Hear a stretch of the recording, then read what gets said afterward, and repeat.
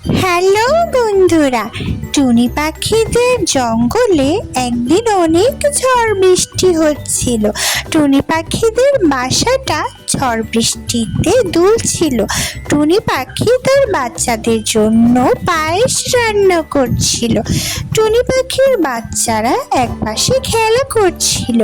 তারা ঝড় বৃষ্টি দেখে প্রথমে অনেক ঘাবড়ে যায়। তাদের বাসাটা ঝড়ে অনেক দুলছিল। বন্ধুরা, টুনি পাখি তার বাচ্চাদেরকে ভয় না পেয়ে শান্ত হয়ে বসতে বলল। সে একটু পরেই তাদেরকে খাবার দিবে।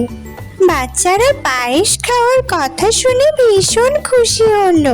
টুনি পাখি তার বাচ্চাদেরকে পায়েস খেতে দিল, আর বাচ্চারা খুব মজা করে পায়েস খেলো। বন্ধুরা, টুনি পাখি তার বাচ্চাদেরকে খাবার খাইয়ে দিয়ে ঘুম পাড়ানোর জন্য গল্প বলতে শুরু করছিল। ঠিক সেই সময় কি হলো জানো বন্ধুরা?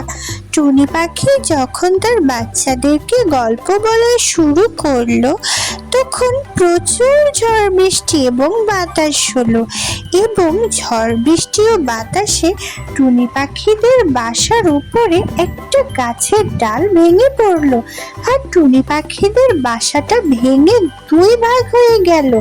টুনি পাখি আর তার বাচ্চারা কোনো মতে বিপদ থেকে রক্ষা পেল।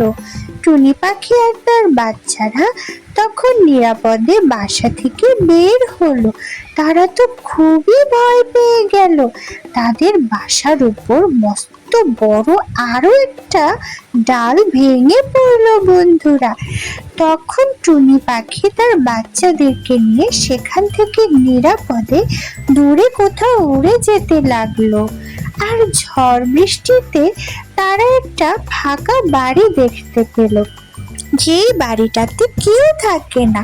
তারা সেই বাড়িটাতে আশ্রয় নিল। বন্ধুরা, এভাবেই টুনি পাখি তার বাচ্চাদেরকে নিয়ে ঝড় বৃষ্টির কবল থেকে রক্ষা পেল। বন্ধুরা, মজার মজার টুনি পাখির কার্টুন দেখতে আমাদের চ্যানেলটি সাবস্ক্রাইব করো।